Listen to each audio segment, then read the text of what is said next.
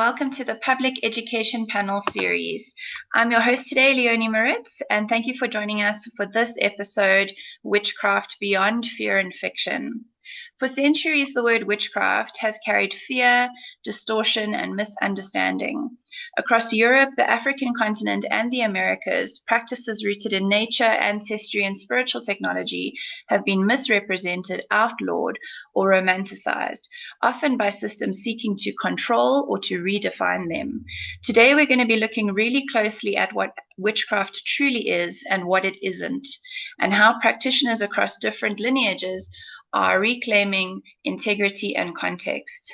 We're joined by three amazing panelists today, bringing deep experience and grounded insight from their own practices and their own stories. First up, we have Ken Clady, the elder high priest of the Mystic Crow Wiccan Temple, founder of the first state-chartered and recognized Wiccan temple and seminary in South Carolina, longtime community educator, interfaith representative, retired psychiatric nurse, and mentor with the Mystic Hideaway Community Circle and Carolina Pagans with a Purpose. Hey, Ken, thanks for joining us. Thank you. I appreciate you having me. Welcome. Then I have Tam Dillon, founder and chair of Critical Mass, whose work centers around restoring dignity to spiritual practice. A solitary witch whose study spans Western and some African lineages, she brings a historical lens informed by texts such as the Malleus Maleficarum, the shaping of biblical canon, and the imprint of colonization. She is also the creator of the Yogic Tarot and a mentor to practitioners seeking structure, clarity, and grounded ethical practice. Welcome, Tam. Thanks for joining us. Thank you. It's good to be here. I'm excited for today's episode. Yay. And then last but not least, we have Alyssa Flowers, a born gifted psychic medium and pagan herbalist, serving both digital and local communities through magical divinations. She has been offering public readings since 2017 and is regionally known as the SETX Psychic Medium. Her work includes readings, rituals, spell work, and ongoing public education across social platforms, radio, and community events. Thank you all for being here. I'm so excited to discuss this fabulous topic. So let's hop into our first talking point for the night, defining witchcraft. So let's speak about what witchcraft is and what witchcraft isn't. And I'd love to hear from all of you in terms of that. Ken, would you like to start us off on that point? Sure. Well, witchcraft, first of all, any of these non-Abrahamic, earth-oriented nature religions as a whole would be under the umbrella of paganism. And in that, there's lots of different types of magic, and some people just call it all witchcraft. But voodoo, the Native American practices, the Aboriginal practices, the European practices, but witchcraft is the actual using of nature and energy to affect change. In my view, it is the act or the art of the craft, not necessarily from a spiritual perspective, but from a magical only perspective. And usually not, it can be practiced, I guess, with any religion. Okay. Great. Tam, would you like to give us your opinion on what witchcraft is and what witchcraft isn't? Yeah. I really like what Ken said there, that witchcraft is very much it's a practice. It's a way of doing and living life. And I mean the practices that you get are just multitudinal across the globe. There's all different variations of witchcraft, as Ken's pointed out, quite a few there. Yeah, and I mean the word witch and witchcraft really, I think they're more modern day terms that's thanks to updates to the Bible and stuff, we have these words and the connotations attached to them.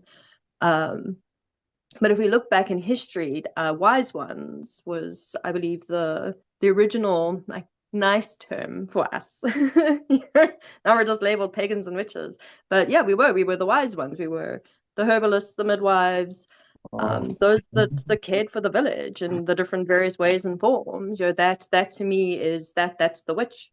What we're not, um, I mean, there's crossover between Wicca and paganism, but we're not all Wiccan or pagan. I'm not. But yeah, absolutely, I'll identify as a witch. So yeah, it's its own unique, beautiful little thing. Mm. Cool. Thank you. And Alyssa, do you have any thoughts on how you describe witchcraft for yourself? Uh, to me, witchcraft is something that comes naturally to you because it's earth, it's energy.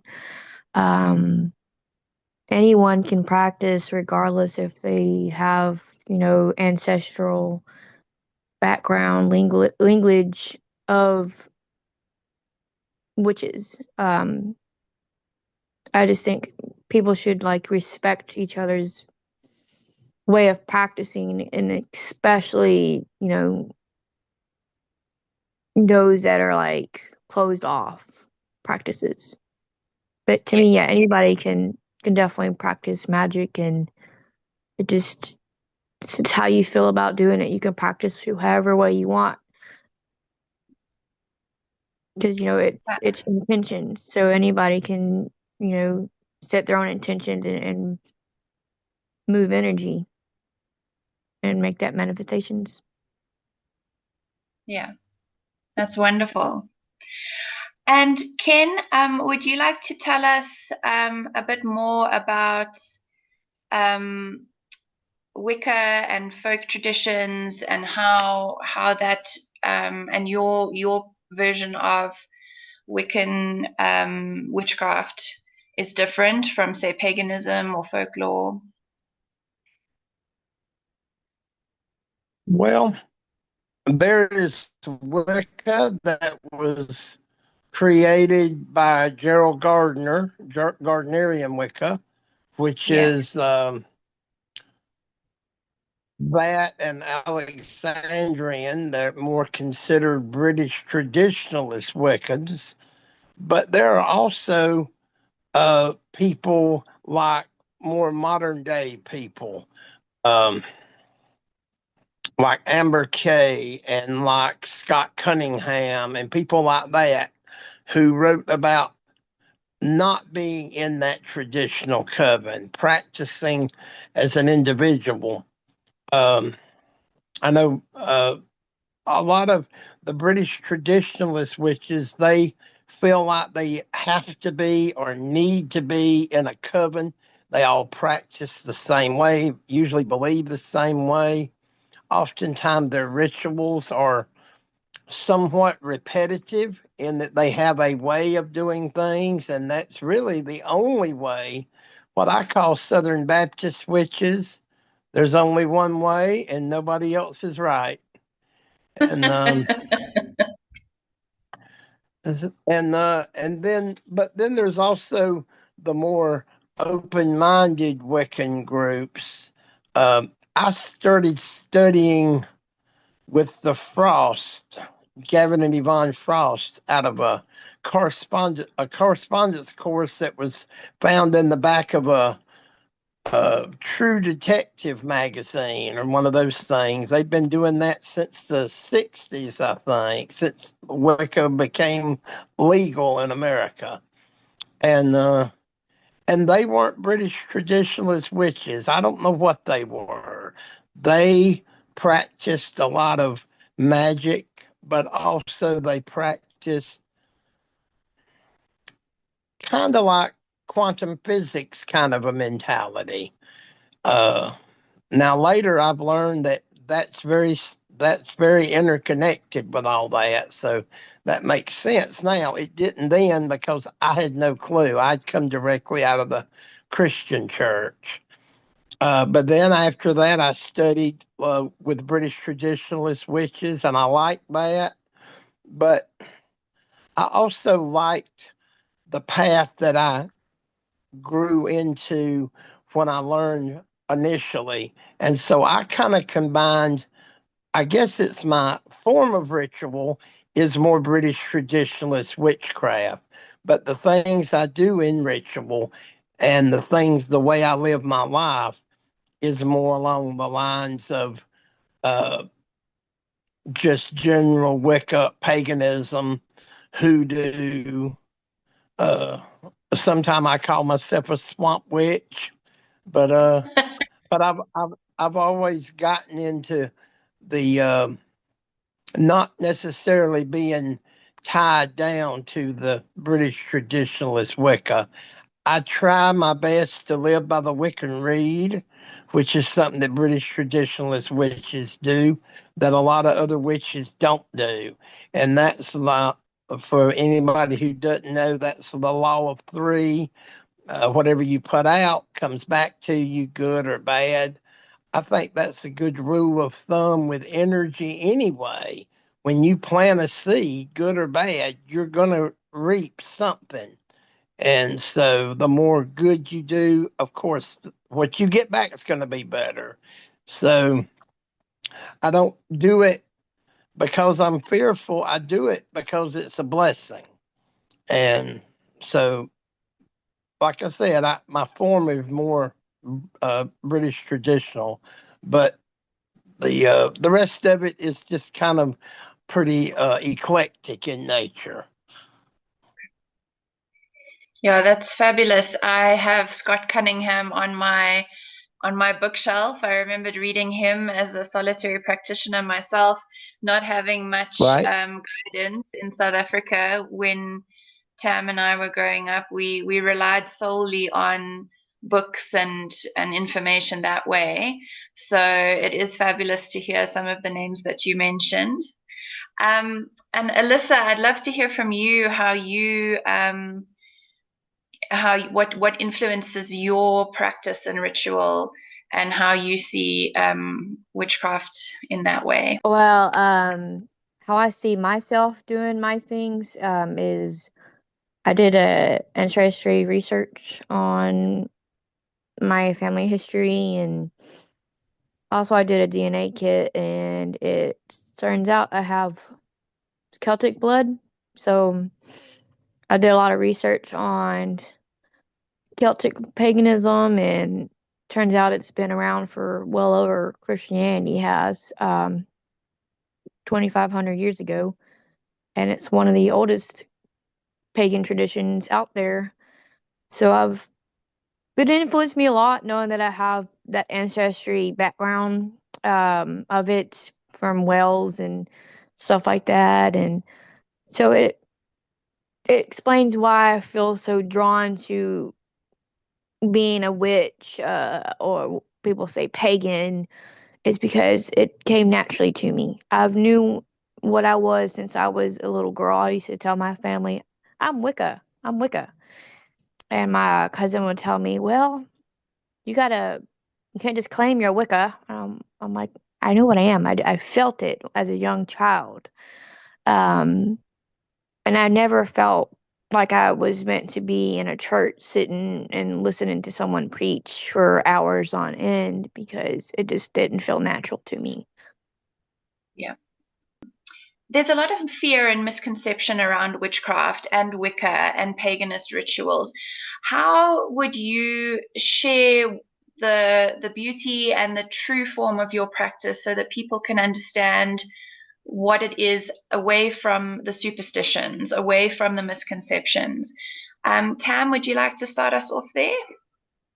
Yeah, sure. Now that I have my kitty cat here to join us. I mean, Familiar. if ever there was a familiar, the witch's cat, right? Yeah, he's here for the conversation. Give me that question again. So how The would way like you how would you help someone who doesn't understand witchcraft or Wicca or pagan, who may be fearful because of mainstream media misconception or superstitions? How would you explain to them how your practice works? Or what would you like them to be aware of in terms of the truth? I think the biggest thing is that the bulk of these belief systems and practices are based in being non-harming. The very first law that I ever learned was, do no harm, do what you will. And I mean, that was my ethical foundation into any magic practice. It's still very much one of my ethical foundations. So if anyone could know anything about, like, I would say 90% of these practices, they're non-harming. Like that is very much their foundation. That's the one thing that we all stick to. Don't be an asshole. Don't be mean. Be a nice person. And it's nature based. We're not honoring anything that's from a Christian perspective that God hasn't created. Everything that we work with, everything that we honor and pay respect to, has come from whoever the ultimate creator is. So there isn't anything intrinsically or inherently wrong with paganism, Wicca, most forms of witchcraft, barring the occasional exceptions here and there, which I mean, but we can definitely chat about that. But yeah, non-harming and nature-based. That's for a lot of us. We just want to be left alone in the woods to, sip with the crystals and the stones and the plants and the trees. That's literally all we want to do is just be with nature. We're not looking to steal anyone's kids or murder any animals or anything. Like that's just awful stereotypes that have unfortunately been put there over the years. And it's just such opposition to what we actually do and practice. Yeah, thank you for that. That's such a meaningful distinction. And Ken, what would you like to add for people that are fearful of witchcraft and the Wicca or the paganism? I mean, you've mentioned to us that you came from a Christian background originally. So what would you share to other people who may want to explore this? Because witchcraft has been so demonized and Wicca, people are so fearful. There's a lot of superstition and misconception. What would you like to clear up for them? Well, what I like to do, just like Tam said, the making sure they understand the law of three, the wick and read, do harm, and live how you want to, basically. But I also trying to liken it to things that they already understand. I try to equate it to like the Native Americans believed in interconnectedness with all life and, following the signs in how you plant and harvest. And then I also try to, especially the Christians, I will say, well, look in your Bible, 1 Corinthians chapter 12, and it describes the gifts of the Spirit. And the gifts of the Spirit are basically what witches do. Yeah. I try to equate it to the positive things and tell them that we steer away from doing things that would cause harm, that would hurt other people, but also would backfire on us as well. Yeah. I think one of the biggest misconceptions is that, from the staunchly religious, is that witchcraft has something to do with Satan, or it has something to do with, dangerous practices such as necromancy or raising chaos in some kind of way. And whilst I think those things exist, they're totally separate entities and models, and they can speak for themselves. The generalization of, painting witchcraft and Wicca with the same brush is something that's just happened, I think, out of fear. So it's so refreshing to hear what you both say about how you live your lives with strong ethical boundaries. And it's not like Ken said earlier, it's not like from fear, but more from intention. You're choosing to live your life in a strong, intentional kind of way. Can I also throw this out Yes. there too? Another way that we dealt with it personally is that I lived in a regular suburban neighborhood, and I was a corner house, so my backyard could be seen from 3 streets. And so the way we decided to do it is start having robed rituals, public rituals, open rituals in my backyard, in robes with anthems and swords, and 20, 30, 50, 70 people showing up. We invited the police to come. We told them we wanted them to see what we were doing so they wouldn't have any reason to fear. And the police came out and they watched the ritual. They had my wife come to the police station and talk about what Wicca was and explained it, what it was and what it wasn't. And she talked to the dispatchers and the police officers. Everybody there got a lecture on Wicca. And so from then on, when we did open rituals, and I'm talking about back in 1990, when we did open rituals, the people that would call the law and say all the terrible things, they would get a lecture on Wicca from the dispatcher. And if they called back, the police would come out to their house and give them a lecture on Wicca. And so being up front and right out in front of everybody's face kind of took the power away because they saw we didn't have anything to hide. Now the neighbors weren't thrilled, but it was kind of nothing they could do. The police were backing us. Isn't that amazing? That is so Mm-hmm. amazing. I love that Mm-hmm. story. Yes. I think it's quite So incredible. And, There's and a even and go even the for it. local Greenville News came to our house and they did a story and they put it on the front page of the paper with our pictures, and it went on the Associated Press.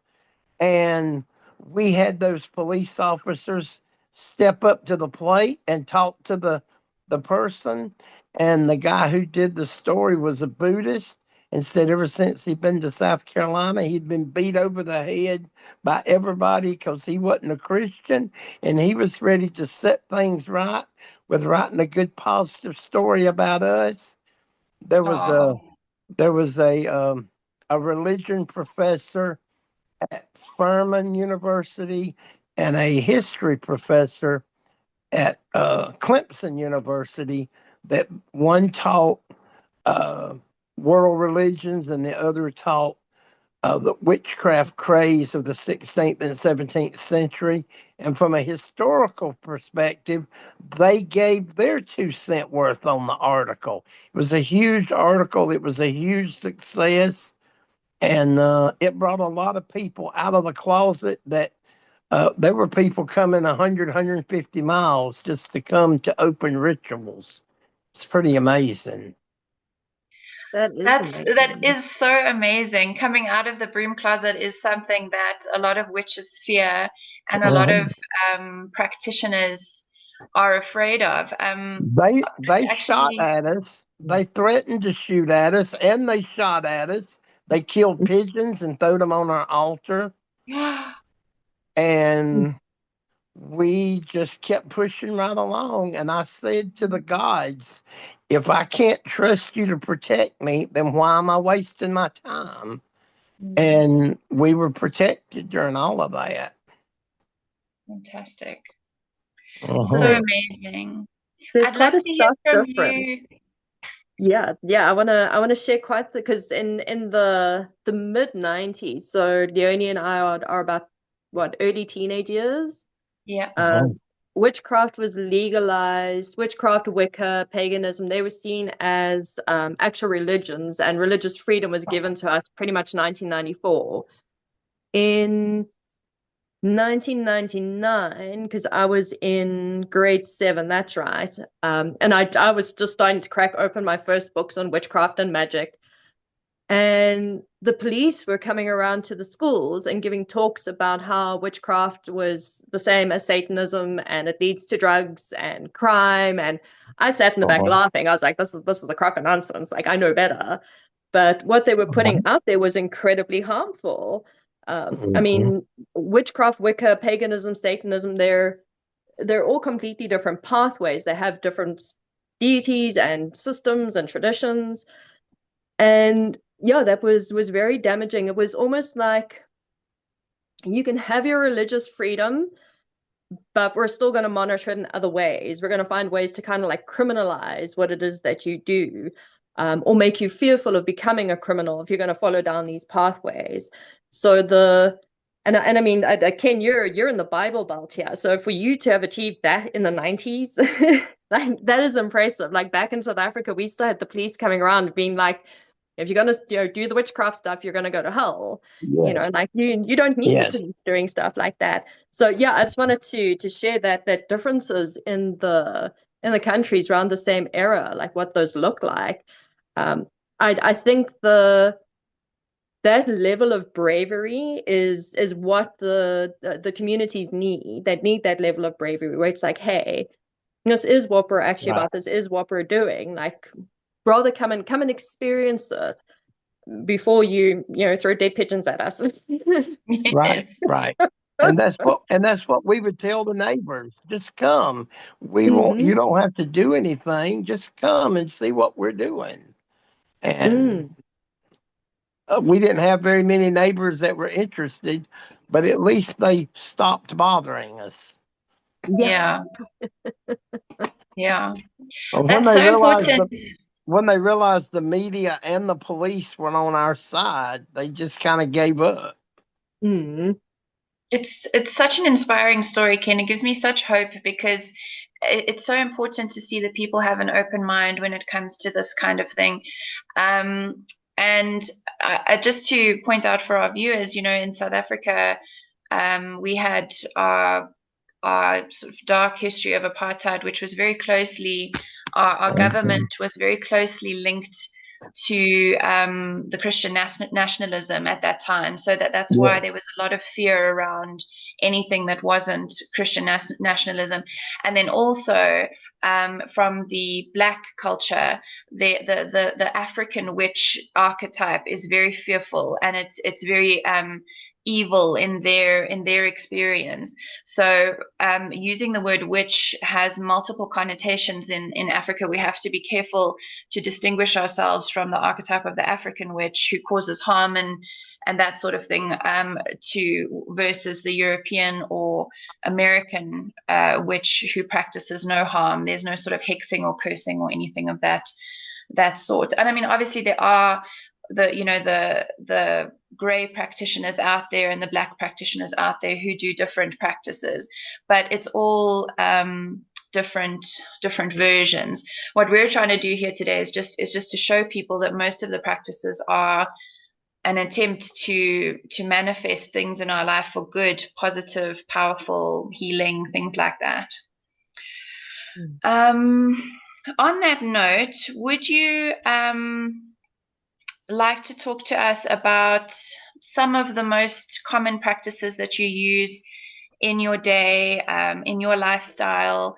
So maybe protection magic or, manifestation, things like that. Give us some examples of how you use your craft in your daily life. Ken, would you like to start us off? Okay. I guess one of the big things is, and all witches don't do this, but dealing with the fae, the fairy kingdom, and the energies that does. So we built when we moved to this new house, that was not a new house, but we moved to this other house from where we practiced from 1990 until, well, we practiced from 1982 to 1990 before we were a chartered official church. And then from 1990 until 2005, we practiced at one place. And then we bought another house a couple of miles away, bigger house, easier to get to and from work and all that good stuff. And then we started practicing there. And when we first moved to this house, there was an energy already here. I don't know who had been doing what, but there were signs that somebody had been doing things. There was a hole in the front yard lined with black slate tiles with an abalone shell in the base of it. There was a Coco Pele dream catcher hanging in the laundry room, and there were various keys scattered throughout the house. So there was something already going on, and there seemed to be a vortex of some sort, an energy vortex in the backyard. So when we decided to build our sacred space, we built it, butted up against that vortex, and then we created a fairy altar, and we started giving offerings to the Fae, and got a really good connection with them. A friend of mine started making fairy doors for decorations, decorative purposes. And I got me 4 or 5 of them, and I blessed them, and I put them all through my house. And I said, just come and go as you please. And so when we do events and rituals, we pay homage to the Fae. And the Fae, it was kind of weird. I mean, it was things that I couldn't imagine. We'd have storms, and everybody in the neighborhood would be having damage from fallen trees. My trees wouldn't fall, and when they fell, they wouldn't hit anything. They did. We had a hurricane that came through, and we don't have hurricanes where I live. We had a hurricane that come through and took down 5 trees in my backyard, but none of them hit anything. I was when I worked night shift, I was awakened out of a dead sleep by what felt like hands shaking me, demanding that I get up and leave my home. And I wouldn't do it, and it just kept on until I finally got in my car and left. And I went and got something to eat, and I came back. And in that few minutes that I was gone, a giant tree had fallen right where my car was at. But something woke me up. The land spirits woke me up. When we plan events, every time we plan an event and make a Facebook event page, I always say, Goddess, this is your ritual. And if you want to blast it out and screw it up with rain, go for it. It's yours. And we have never been rained out one time for any ritual we've done here since 2005. And also, we carry that same motto with our annual event, Carolina Pagan Fest, and we carry the Fae with us, and we ask them to bless that. We've been doing it for 15 years, I think now. Not one time has it ever rained. One day that we was going to have a storm that was going to hit that day in that area, and all of a sudden it turned right before it got there. And so that's one thing I do. I have I have 2 big, like 3 or 4 foot tall gargoyles that we put right out in front of our house on the walkway, and we bless them with protection and to bind anything the negative coming in. And everybody that knows what they are, when they come and go, they lay their hands on them and they give them a little bit of energy. When I go out and come in, I do the same. And because of that, nobody comes here. Even when people come here with grief, and even if they're not getting along, they behave while they're here because they know that the energy will not allow it. Yeah. I always say my home is like my altar. My whole home is my altar. And everything that I do in it, if I do it with intent, it's the same as me using those tools on the altar, which are just a reflection of my energy anyway. Mm. Anyway, that's my 2 cent worth. I'm sorry for being so long winded. No, just wonderful. I love hearing that. And I think we all have examples of that. I'm just thinking as you spoke, I use crystals in my property around my garden and my entrances just to as touchstones for my protection energy. And I mean, the Mhm. amount of times there's been lightning storms and other units in my complex have been hit, but mine hasn't been touched, or trees have fallen and it hasn't affected me, and the fact that people can't hear when I have a party or when people are in my house. No one can hear us. It's like we're invisible and silent, and we'll be making noise, but it's almost like there's this sacred little grid of safety just through my energy practices. So I totally Mhm. relate to what you're saying. And then I have this weird thing of making friends with my trees, specifically the trees. The Mhm. trees for me, I have a connection. And when I was young, I was never able to explain it, but I was like, but I can't, I didn't like places where I couldn't hear the trees. And it's not like they talk words to me, but they send me something. And I Energy. know when I'm Energy. out of whack, I'm not hearing the Hmm. trees. Right.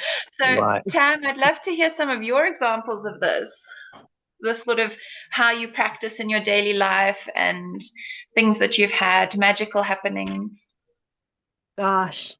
Um, I loved what Ken said that his house is his altar. Yes. And yeah, I think I would definitely agree with that. It's like there's scatterings of altar all over my home. My primary ones are here behind me though.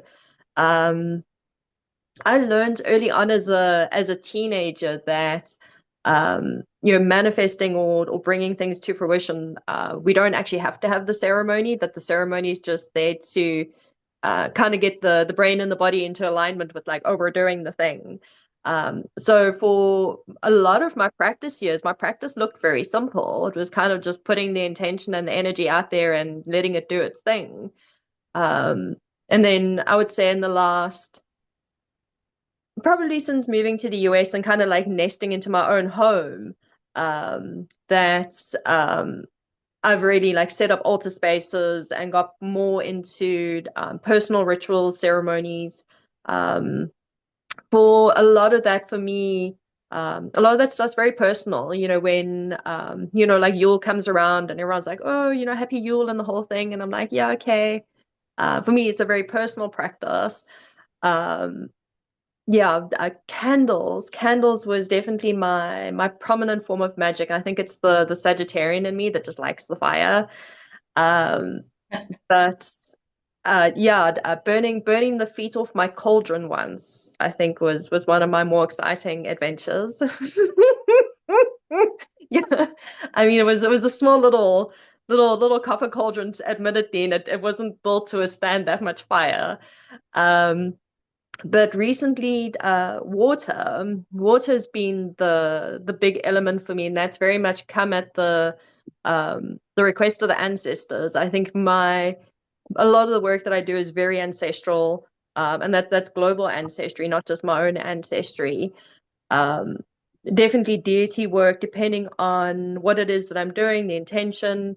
Is it for myself or someone else? Is it on a global level?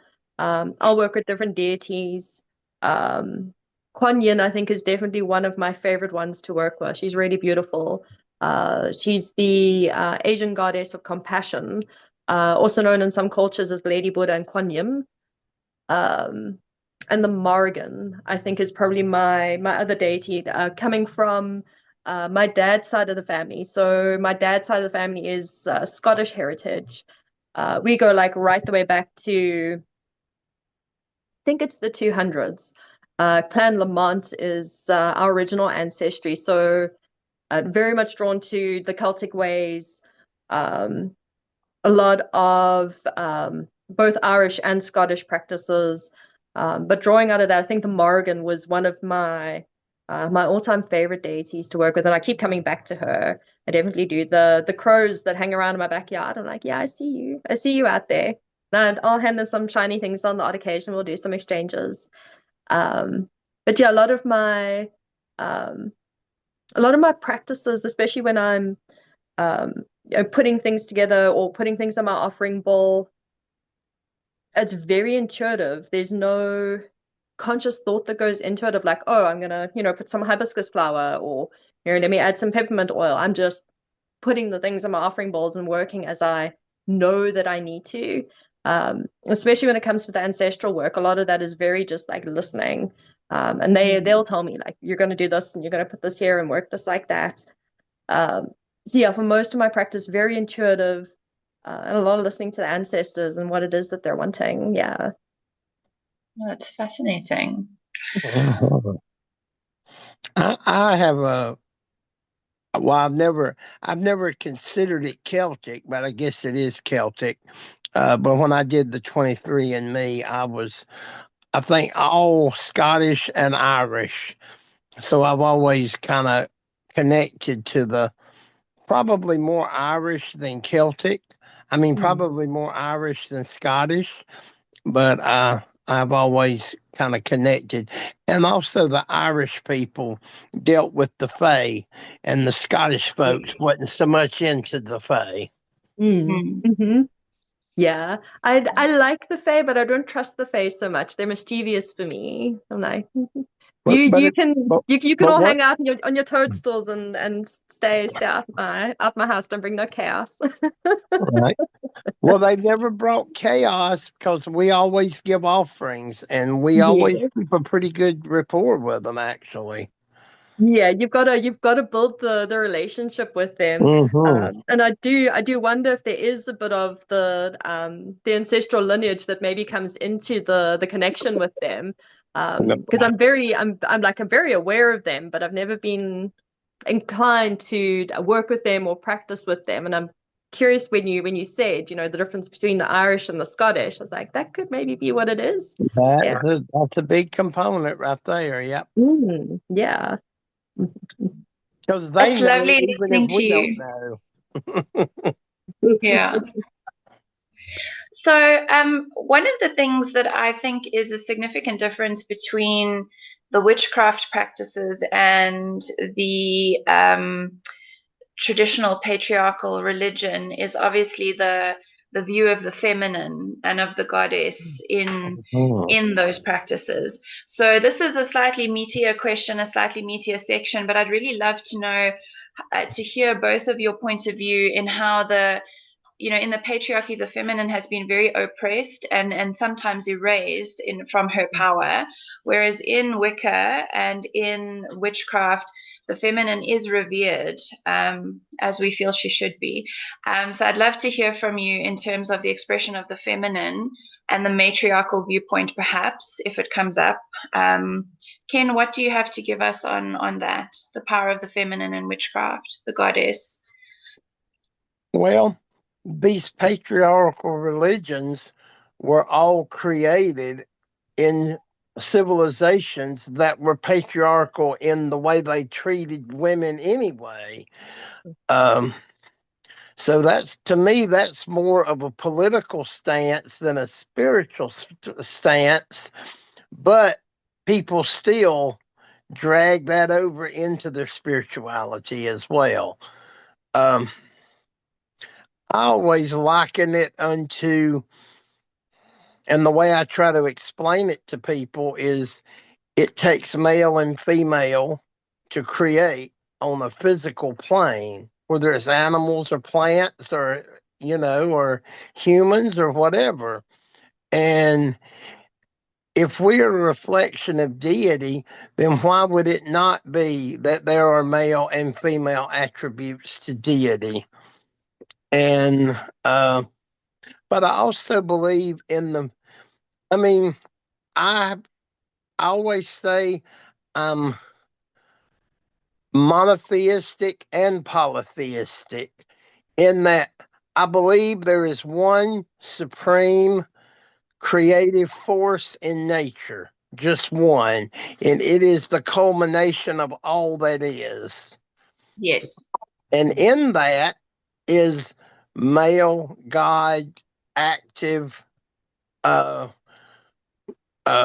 projective energies, and there's also feminine, receptive, intuitive goddess or female energies. And that when those two pieces come together, as they do, then life and all creation is possible.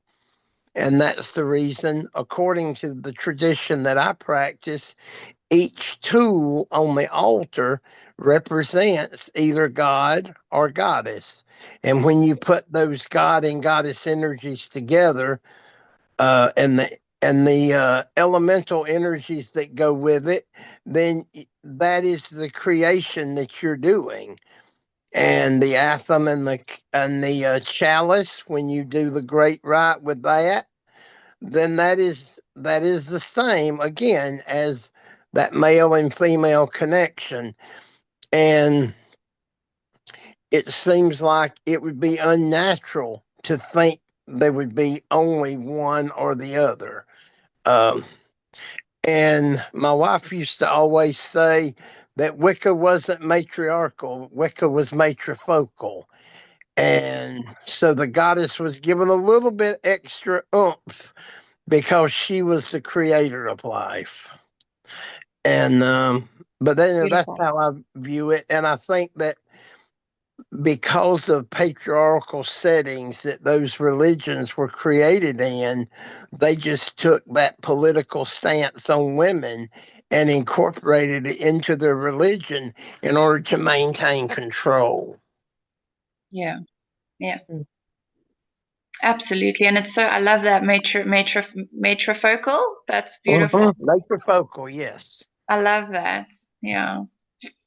And I think it is so important what you say, you know, that there is such equal value. And unfortunately, with the patriarchal expression, which has become so normalized, the feminine's value has been diminished in mainstream religion. So it's lovely to hear how you describe it with such equality and gentleness and a natural expression of things. I think that's just very beautiful. Right. Tam, what would you like to add to the conversation around the feminine? So the looking back into like ancient culture, the feminine has always been very highly revered, and for Toucane's point, because creator of life, and I mean, and that's cross cultures. Some of the oldest cultures, they'll tell you the exact same thing. Women are the more highly revered than men are in some of those cultures, and they've been around since the rest of us. So I think they know a thing or two of what's right and what's wrong. So I mean, the feminine has always been prominent, but with the dawn of organized religion, and I mean, we can go back to the Council of Nicaea here in 300, where they kind of formalize, you know, what is going to be the content of the Bible, what's going to be included inside our religion, what isn't. And to Ken's point, the political aspect, you know, because that's where we had that thing where church and state were no longer separated. That is when the church was like, okay, cool, you're also in charge now. You can also create the rules. And you now had that intermingling of politics and church, which is never a healthy choice. Like that is never something we should be doing, because religion should never have any form of power, because if it does, now we're operating from a space of ego. And for the vast majority of spiritual practices, ego has no space or place inside those practices. A lot of those practices, it's actually to shade the ego aspect. So patriarchy comes very much fueled with ego. Patriarchy is also very much runs on a hierarchical structure. So there's always concentrated power at the top. We'll just breadcrumb you further down the line you go. Whereas with matriarchal-based societies, it was actually explained really beautifully that they're circular, and that for most matriarchal societies, they will put the children and the weakest in the middle of the circle. And so the circle goes out to, you have the strongest all on the outside here. And that is how the community and the system works. So inside most spiritual practices, inside things like Wicca, paganism, witchcraft, our practices also based on that circular system. Sure, you'll have a high priest or a high priestess that'll be facilitating the space and holding the space. But as a coven, you're coming together as a circle. It's not this person's on top, this person's in charge, this person's facilitating the space. We're all coming together as a group. And I think that that's probably like the biggest difference between that hierarchical patriarchy structure and anything that is more nature-based, spiritual-based, feminine-based. We all very much lean into that feminine aspect. And just like centuries of that intensity of patriarchy and everything being that concentration of power and very male dominated, it's caused a very much a big imbalance of everyone's just like hustle and grind and gonna do and action and go, go, go. But like Ken said, we're dual. Everything is duality. I mean, we can look at universal law here. If we're looking at the teachings of Hermes, the Emerald Tablet, all of that kind of stuff, everything is gender, everything is male and female, everything is duality. And that includes ourselves, that includes our systems, our communities, our structures. So we have this huge imbalance now because everything's just off on the male side of things and everything's very action and dominance kind of leaning. So the beautiful thing with practices like Wicca and paganism, witchcraft, most spiritual practices is that they look to restore that balance. They look to bring that balance back into place. And the Christian church doesn't like that because it's empowering. Our practices are incredibly empowering. Being able to stand solidly in both. And they only indebted to them. And not each other and not ourselves. That's it. Yeah, it's very individual. Yeah, it's all about me. Whereas with us, it's community. We're like, give me the village, give me my village, and give me my hut, and give me my people. But like Ken says, it's religion and hierarchy and patriarchy is very much about the individual, the sole purpose. The single person. And there's no femininity in that. There's no goddess in that. It's completely devoid of that. And that's why the world is unhappy. That's my opinion. The world is miserable because we have no feminine. Like we're missing that counterpart. And you've got to have balance. I love what you both are saying about the balance and the duality and the fact that, anybody who comes to these practices will be able to access both the male in them and the female in them and the male and female in their practice. And I think because going back to Ken's original point that there's also one energy that contains everything, I think it's also very open and accepting to people who don't necessarily prescribe to the gender binary sort of protocol as well. So I think it's very inclusive in that way.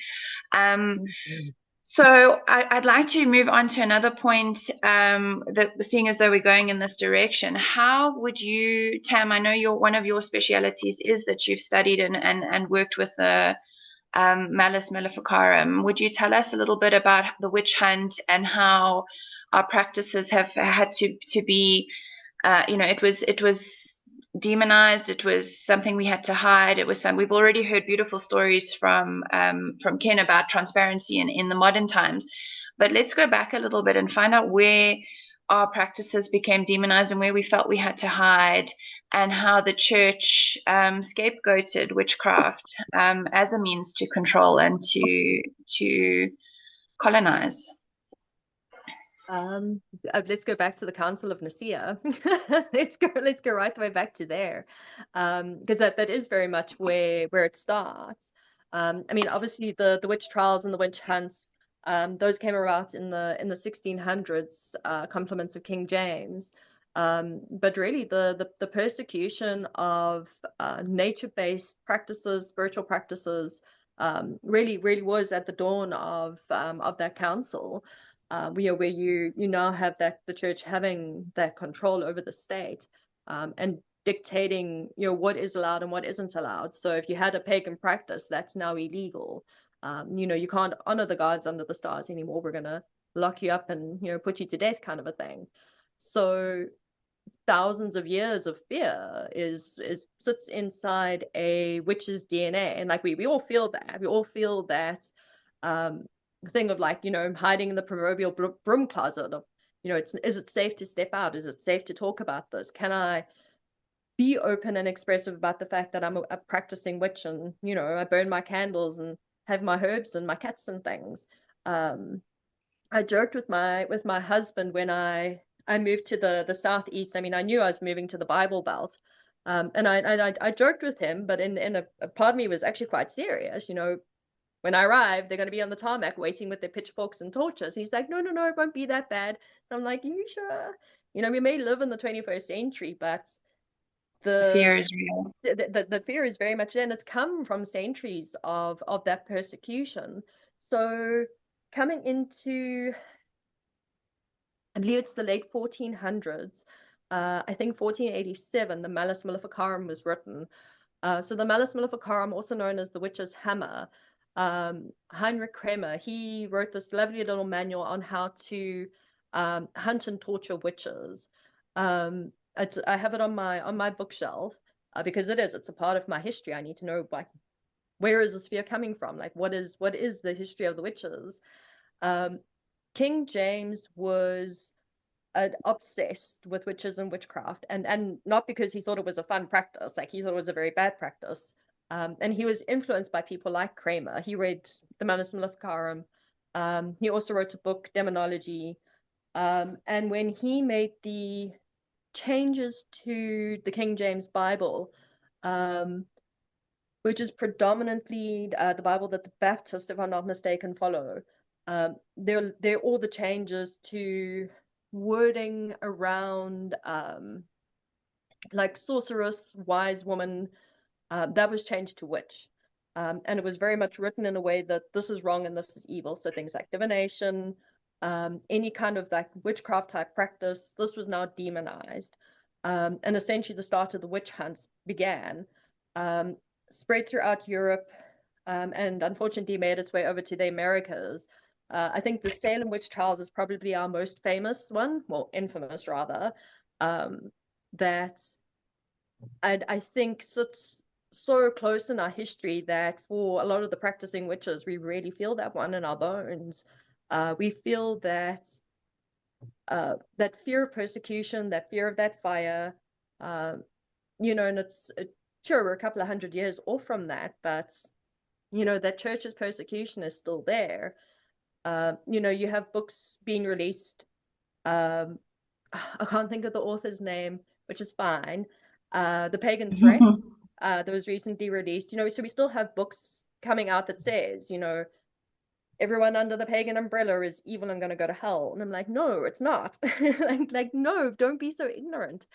So, I mean, here we are in 2025, and unfortunately, there is still a lot of ignorance around who we are, how we practice, what we do, the differences between us, and Satanism. The fact that within Satanism, you also have different sects. Some sects don't believe in animal sacrifice at all. So the misconceptions, the prejudice, the fear-mongering, all that is thousands and thousands and thousands of years old. So I fully acknowledge that it's probably going to take a very, very long time for the bulk of humanity to really get on the same page about what is witchcraft, what is paganism, what is Wicca, what are all these nature-based practices really about, and are they as awful and evil as everyone makes it out to be? And that's why these kind of conversations are so important, because we need to rectify the understandings that we've had throughout history. People need to understand, hey, the Bible was actually rewritten to imply that witches are evil. There's the book like the Malleus Maleficarum that exists that caused the witch hunt hysteria in the 1600s. For a lot of people, they don't stop to ask the questions, though. They just kind of run along with the, okay, well, this is how life is. So yeah, critical thinking. I think would probably help humanity a whole lot. Yeah. Fascinating term. Thank you so much. And Ken, anything you would like to add to that in terms of the sort of misconceptions and fear around witchcraft that we're seeing a resurgence of it today in America, I think, with the new administration?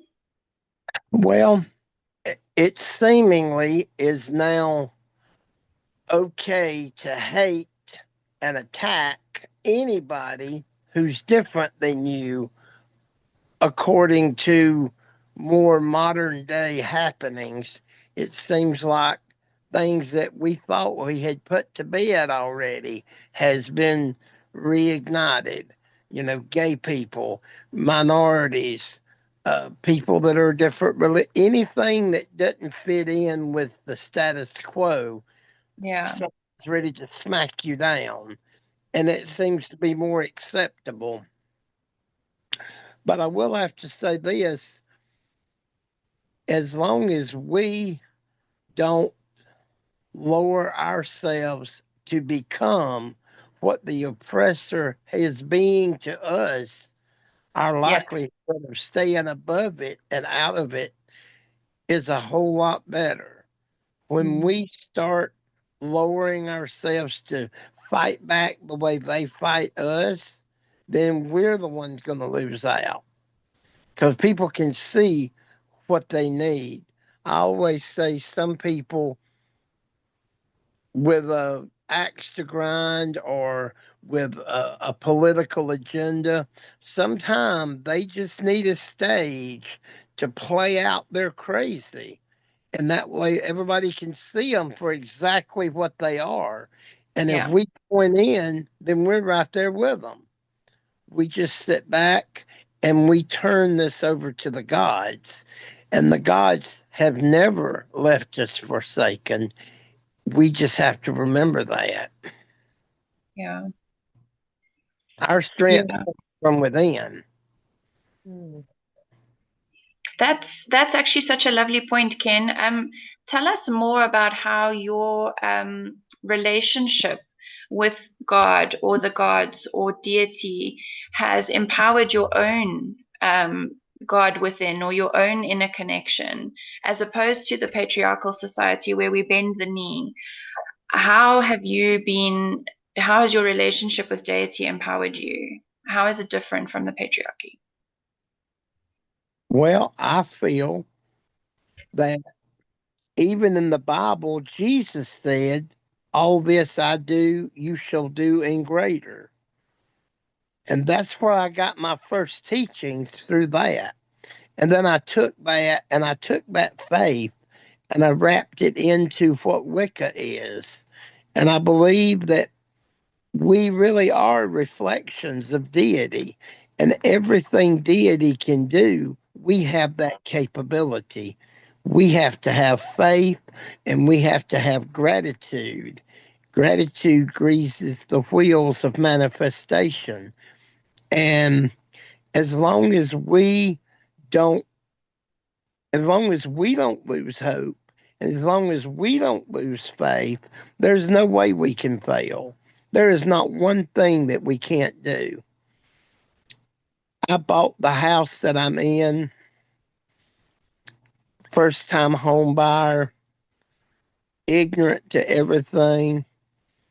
I bought the house, got ready to go sign the papers, and the woman said, "Oh, the only thing you'll need is your ID, a piece of mail with your old address on it, and a check for the down payment." I don't know where my head was at. I never one time even thought about a down payment. But I had a week to get up a down payment, 10% of my house. And I'm thinking, oh shit, I had bought a car the month before and I'd used whatever little bit of money I had. And I thought, how do I do this? I racked my brain. I kept thinking, first of all, I made a list of everything that the house had to have.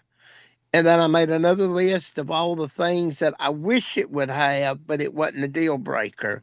And after looking at 6 houses, the sixth house had everything on both lists. The house was already under contract for somebody else to buy it. And when I put in my bid, and I didn't go over their bid, I just put in my bid, and that person took away their bid and stepped away. I knew it was my house. I knew it was my house, and I was going to have it one way or the other. And I racked my brain, and I couldn't figure out what to do to get my down payment. And so I talked to several people at work. I talked to people I knew. Nobody could give me any clue. Finally, I talked to the human resources lady over benefits. She said that I could get money out of my 401, whatever that is, 401, whatever that is. The hospital I work with 401k. was a nonprofit, so maybe it was a 503, whatever them other numbers are. Anyway, uh, she said she would look into it, but that it would be a 20% uh, tax, like a penalty that I had to pay, and I'd have to pay the money back to my 401k or whatever. And I said, well, I have to do what I have to do.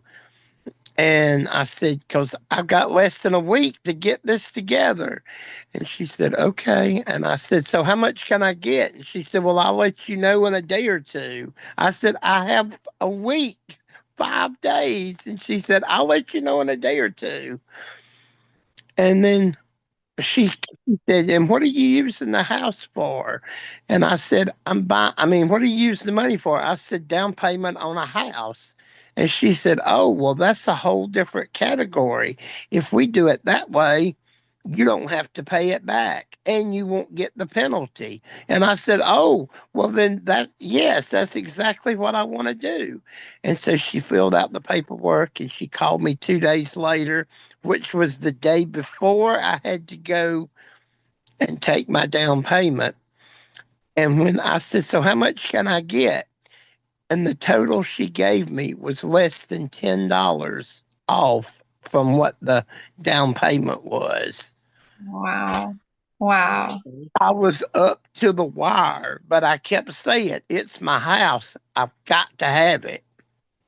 You made it, you manifested it. Uh-huh. You thing, knew it was yours, that knowing. Absolutely. That faith will take you. The first big major spell I did was before I learned about the Wiccan Read, and I paid for it. But anyway, my wife and I and my cousin and his wife, we were all in a coven together. And we were going down the road one day, and we said, we need just a big old house that we can go practice witchcraft in. And we just laughed and laughed, and we passed by this house. I said, just like that house right there. That would be a great house for us. And we laughed and laughed, and I said, go around the block. And so we went around the block. We pulled up. I said, stop. And I said, come on, let's get out. And they said, what are we doing? I said, this is our house. We're going to buy this house. Or we're going to rent this house. Or we're going to be in that house. And everybody just laughed.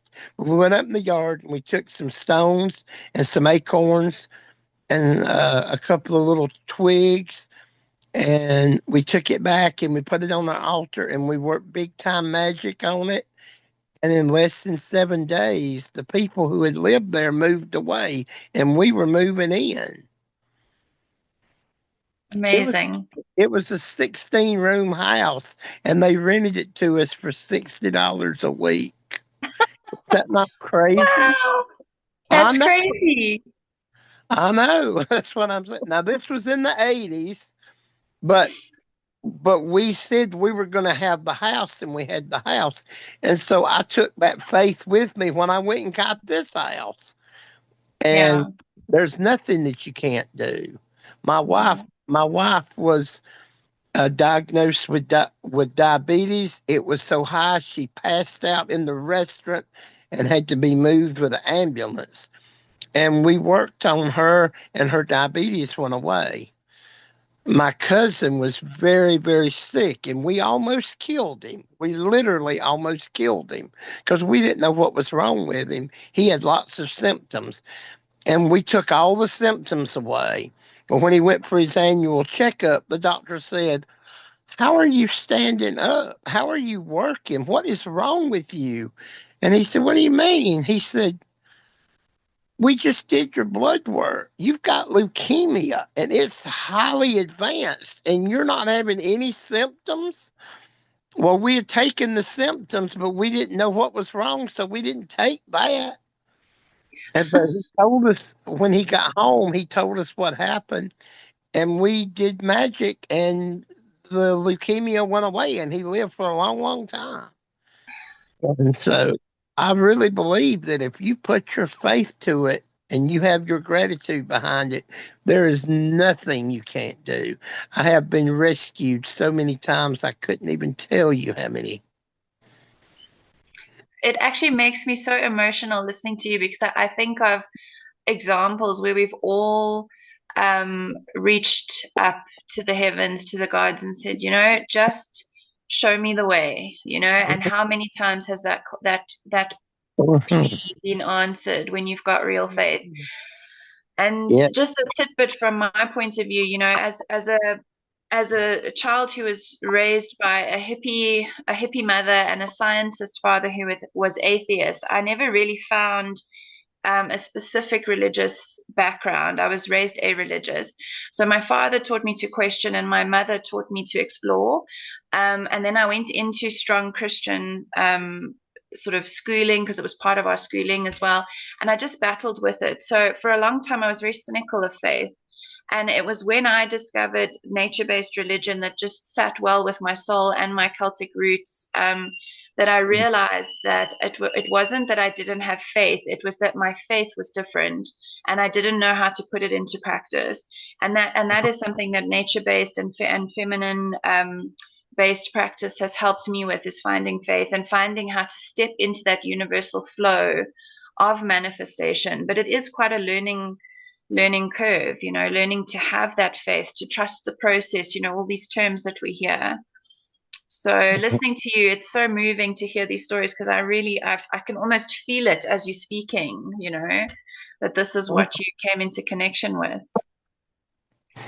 Well, it's very powerful when you realize that you have an absolute conduit to the creative forces that made the universe. Yeah. We have to be responsible when we use it, but as long as we're doing good things with it and doing positive healing things with it, I don't see how we could go wrong. Yeah. Yeah. Well, Tam, I've been yes. at this for 43 years. That's amazing. It's so wonderful. It's so inspiring listening to you and listening how you were doing this back in the day and literally when people were shooting at you. I mean, that is amazing. And I'm so glad that we have forces like you on the front line even today who can share your wisdom, share your knowledge, and be transparent about practices to help people understand that there's nothing to fear. I think it's so important. Well, I'm going to say this, and you may have to bleep it out, but anyway, uh, when the neighbors stood in the yard next to us and threatened to shoot us, I told the coven, I said, grab hands and just, I'm going to do a call and response, and y'all just say what I say. And so we started spiraling around the altar, and the chant was, "We is witches, we is bad. fuck with us and your ass is had. And we got louder and louder and louder, and they all went in the house and took their little guns with them. We is witches, we is bad. What else? Fuck with us and your ass is had. We're gonna put it on a t-shirt. Yes, it's very empowering. Yes, Mhm. absolutely. Oh, that was brilliant. That was And, amazing. and the funny part is, after the neighbors gave up and quit messing with us and quit calling the law and all that, we put up a privacy fence. And everybody, the people were like, well, if you'd have put up the privacy fence, we wouldn't have had all that problem. I said, no, if we'd have put up the privacy fence, they'd have thought we had something to hide from. I said, Exactly. well, they need to see what it is. And then for their benefit, we'll put up the privacy fence. Yeah. And also, I just want to go back to a point that you mentioned a while ago. You just reminded me with this now for their benefit. I think it's so important what you said about maintaining our ethics and integrity as to how we operate and not dropping ourselves to that level of discrimination or opposition. We have no fear defending ourselves. We have no fear living transparently, but we have no need to hurt or suppress or crush or discriminate. And I think that's something that's so lovely about whichever word or label you choose for the work that we do, is that anyone is welcome, you know, Yes. in your darkest moment, in your hardest, most shameful experience, in your lowest low. If you go to a witch, it's cheaper than therapy, and there's a solution, you know, and we can. I think it's amazing, and it's part of our calling is to give back, because we always used to be, as Tam said, the little hut on the outside of the village. You went to the witch and you came back healed. Mm-hmm. Whether she told you just stop doing that bad thing, or take this herb, or, you know, give this offering, or drink this muti, whatever it was, the witches were there to help. Yes. It's not romantic all the time, you know, it's not always flowers and feathers, and sometimes it's hard, responsible work. Stop being an idiot in your life. Stop doing that. Take accountability for yourself. Look at that shadow. Do this thing, you know? It's powerful accountability. Call a thing and hold people accountable without judging. Exactly. So that kind of wraps up most of the things we wanted to talk about in terms of, you know, reclamation and responsibility was one of our talking points. So let's talk a little bit about mentorship in spirituality, mentorship in witchcraft. I mean, Ken, you've created this beautiful temple, and you've risen to the top of your practice. What can you share with us about the value of mentorship in the modern practices? Well, there used to be a time before you could just log onto a computer and read anything about anything, to where you really did need to meet people face to face in order to study or to gain the knowledge. And while it's good that that people have access to that, there's nothing that overshadows a teacher, a mentor, somebody one-to-one that can talk to you from where you are and know your plight and can walk you through it, and you can see it in their lives, and you in a group setting where you learn to work with other people, and you learn to be accepting and not just tolerant but accepting of other people. And you learn not just from what you're doing, but you're learning from the mistakes of others. You're learning from the blessings of others. And you can't get that in a book. You can't get that online. You need somebody to teach and mentor.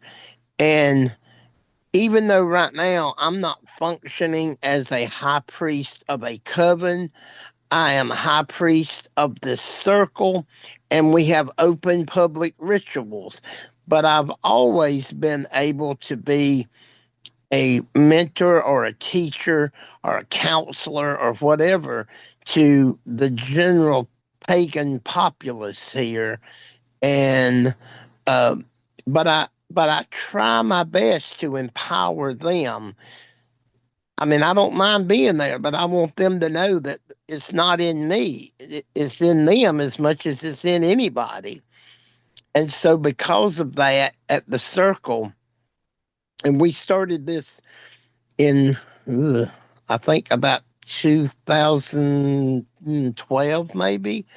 About every 2 years, we put out a call to the upstate pagan community or anybody who wants to come, and we build a giant, probably 4 foot across dream catcher, and we call it our unity circle. And we get people from all different groups or paths or covens or individuals to bring their trinkets, their gree, their medicine, and bring a piece of it and tie it into that so that we're all part of one. And when we do it, we raise energy and we chant and we dance and we put the energy into it. And then we take a rope and throw it to the highest limb in the tree in the circle so that this hangs over our ritual space all the time, the empowerment of all the people. And the circle itself is built of stone. And the stones were from 4 years of people bringing individual rocks and stones and creating the circle from their own hands. Everybody's brought stones and everybody's placed stones. People that were in wheelchairs had their family to hold them down to where they could place their own stones. And little children would bring stones, and the whole circle was created out of each one being empowered to bring their own peace and connect it. And also with the unity web, we've done that in the same way there. And we try to push that even though we are not all one and we're not all the same, we are interconnected on that spiritual level. And so it's a meeting place of that, all the magic, all the power from within and without celebrated. That just brings tears to my eyes listening to that, because that is the power of ritual, is it not? Is it not a little piece of everybody's identity, everybody's experience? I mean, it is just so poetic, so metaphorical, so ritualistic. It is just so beautiful. And that's what's always moved me about these practices are stories like this. I mean, how magnificent. And every person, whether they're in or is still with us or not, their little energy fragment remains there. And to build such beautiful meaning in, Carl Jung talks so much about meaning and how to imbue it in the work that you do. And that's just, I mean, listening to that is just so fantastic, so inclusive, so thoughtful, so it's just, I'm blown away. Tam, how did you feel listening to that? It's how we've always been as a society, as a global society. This is how we've always been. I mean, the ancestors have shown it to me time and time again that the community, the village, the building together, we all bring our parts, we all play our roles, we all fit into this great big collective. Like we all have our place in space. And I mean, Leonie, you and I did the episode on colonization with Lauren and Q, and we heard from 2 Indigenous people about their ways and their cultures and what life was like before colonization. And listening to them, listening to Ken, this is how we're supposed to be. This is human nature that we're discussing here.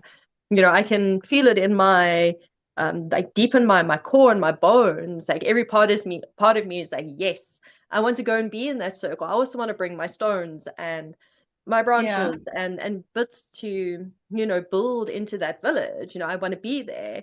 And all of them, it's always about inclusivity.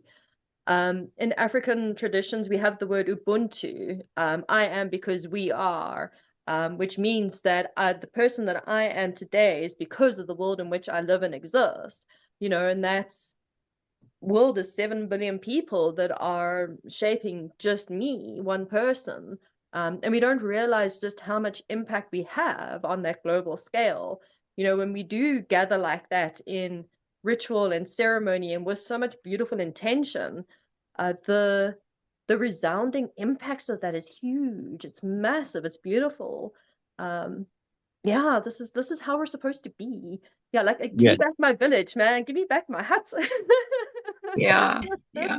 I don't want to live in the cities and the civilized world anymore. Like, let's go back to the old ways. Yeah. I want to say another word, if I can, about the circle. When we do the one at this particular house, because we have one at the other house too, still going. But anyway, at this particular house, we, for the first 2 years, the first 2 cycles of the wheel, we had a different coven or different tradition to do each of the Sabbaths. We had Gardnerian, we had Druids, we had Nordic, we had Native American, we had Voodoo, we had just about anything you could think we had for the first 2 years, so that everybody's energy, everybody could come and participate and do their own thing. So that was beautiful. Good. Plus, I've worked with the Interfaith Forum, and we even put on not a performance, but a performative ritual for their I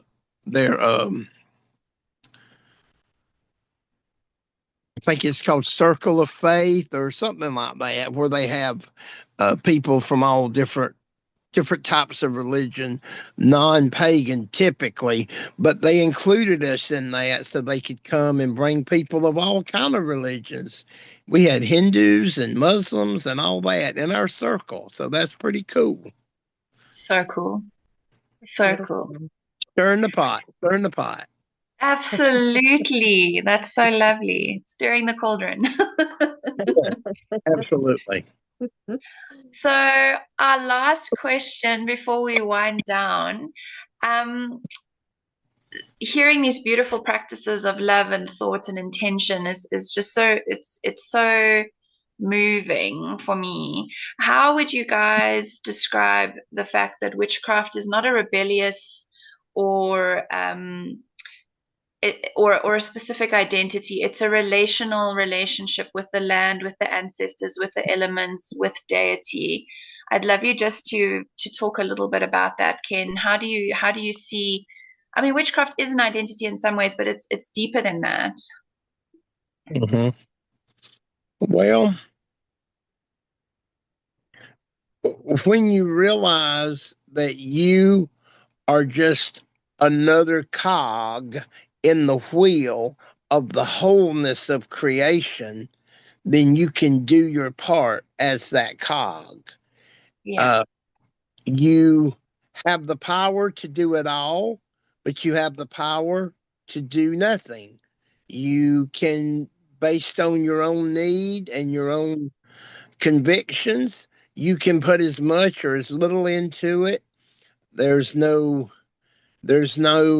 requirement that you have to do this or that, but you can be free and empowered to do as much as you want to. You can connect in however you want to. And so I try to look at everything has that energy in it. And so I try to revere all that's natural, all that's nature, all that's nature based. I try to make sure that things I do don't mess up the flora and the fauna. I try to recycle. I try to keep people.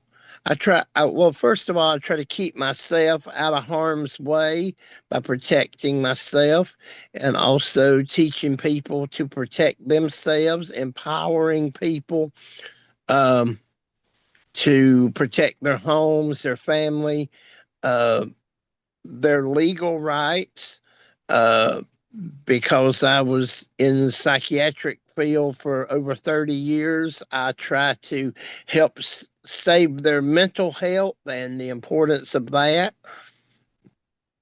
I try to, as a mentor, I try to plant the seeds that I wish somebody could have planted for me when I first started. And so I try to remember that. And I remember those roads that seem long and lonely, and giving somebody while reaching upward to get to the next plateau of my success. I feel like I couldn't do it if I didn't keep a hand behind me, lifting the next person up behind me. And so I think when we see it in that way, we are reflections of deity. And that if we look and speak and act through the eyes and hands and hearts of deity, then we will manifest a life where we're blessed and where we can offer that blessing to other people. It's beautiful. Thank you. And Thank you. Tam, Cool. you remember the question? I've forgotten it.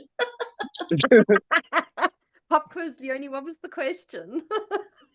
How is witchcraft more than a rebellious experience or an identity, but more relational to all the elements, etc., etc.? Oh, that's what I was answering. I'm sorry. No.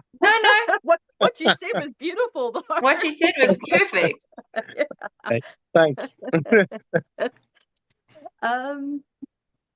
Yeah, I think there's that that misconception of people go to witchcraft to be rebellious or be the black sheep. And for a lot of people, they come to witchcraft because it's a beautiful practice, because it is very nature based. And again, I'll reiterate what I said just now. Like this, it's us on the human level, who we are. Like, we are nature. Like, we are of nature. That is what we were made from. I mean, we can go back and quote the Bible on that one if we wanted to. That's where we come from. And with these nature-based practices where we do work with the elements and we do honor these natural cycles, it makes sense. It fits inside who and what we naturally are. When the 12-month calendar doesn't make sense to me. I'm like, I don't have enough time. There's not enough months in the year. And I'm like, because there's supposed to be 13. There's 13 moons. We have these cycles and rhythms for a reason. We've always had these rhythms and cycles. It's nothing that's, and we people like to use the word new age, and I'm like, no, these are old. I think these have been around for a very long time. We can go back 18,000 years ago. We can go back 20,000 years ago, and there's proof of these types of practices. There's proof of deity worship. There's proof of honoring the feminine. There's proof of working with the seasons and the cycles and working with the elements. And you can go to chat to indigenous cultures that still have that knowledge handed down to them from oral tradition, that then they'll say, yeah, we've always been this way. We've always had these practices. So I think for a lot of people, when they come to these earth-based practices, it's like returning to themselves. It's like it's like a place of coming home. For my little 15-year-old self, that's very much what it was like. Cracking open my first book. I don't think I could even tell you what the first book was that I ever read, but cracking it open and like looking at the Wiccan Read and learning about the rule of three and all of this, and I was like, yeah, I'm home. Like, absolutely, this is where I will fit in the grand scheme of things. It gives you a place of belonging. I think inclusivity is what probably sets us apart from your monotheistic Abrahamic faiths. Is probably that's our biggest difference. Yeah. It's just been so fascinating talking to both of you and to Alyssa in the beginning. Very interesting. I would just for our last section, is there anything that either of you would like? Because I mean, that we could ask so many questions and talk for hours and hours. Is there anything else that you would like to add or that has popped up for you during this conversation that you feel is relevant that you'd like to share with our viewers? Tam, do you want to start that for us? Yeah. Education. Educate before like judging or assuming. I mean, there's a huge darn thing called Google. You don't have to go into a bookstore. You don't have to go into a metaphysical shop. I know they make people uncomfortable, but there's the internet. Like Google, learn the history. Learn, why do we believe the things that we do? Where did these myths and misconceptions come from? What is right and what's wrong? And that there's huge diversity in these practices. You'd be horribly disrespectful to lump us all into one category, and to mislabel all of us as bad or evil.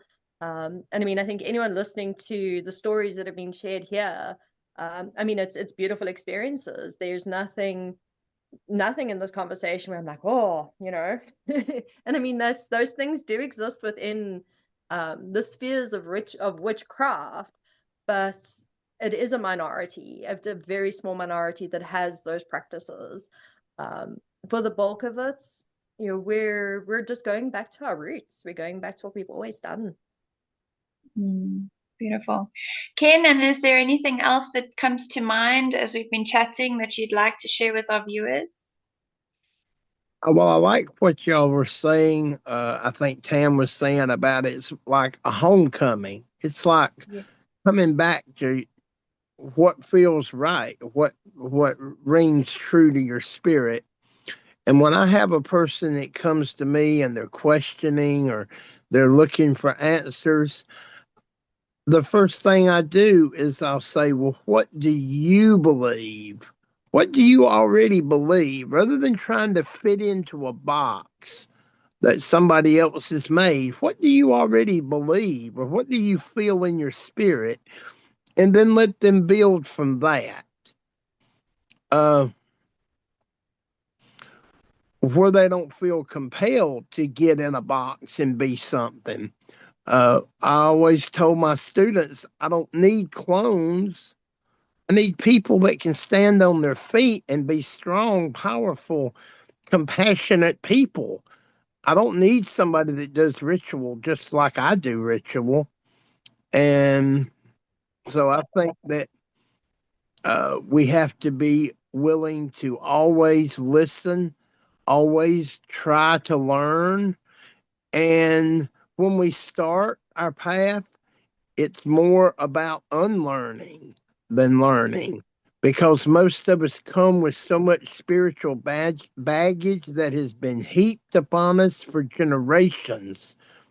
And we have to push through that. And I think for people just starting out, they need to understand that it's not like just showing up at church and everybody smiling and nodding and that's all you have to do. There's a little work, but the empowerment that comes with it and the blessings that come with it are unimaginable. And so I think as long as we give what we would need, I think that we are on the right track. And that we don't get our egos involved. Yeah. Yep.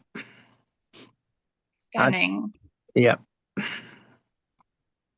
Well, that's amazing. Thank you to all of you for sharing such grounded and nuanced insight today. In this conversation, we've explored so much about witchcraft and the faith and how it looks across different cultures and different lenses, and how history has really reshaped public perception and why intention matters in terms of our practices and how we behave in our lives, taking accountability for ourselves, as well as responsibility where it comes to ethics, and transparency was a big one that we spoke about. And we're also looking at how we are trying to reclaim our practices and witchcraft itself from the misconceptions and the fear and superstitions that are out there, and sharing a lot today about how it's a beautiful practice, nature-based, relational, with the land, with the elements, and with deity, and empowerment. So thank you so much to everybody who joined us for this episode. Thank you to Tam and Ken for your presence, and to Alyssa, who had to leave us unfortunately in the beginning, and to our viewers for being open-minded and for watching our episode. We would invite you to tune in for next quarter's conversations and to check out our quarterly newsletter for full details on upcoming episodes and topics and panelists. We look forward to learning together with you soon.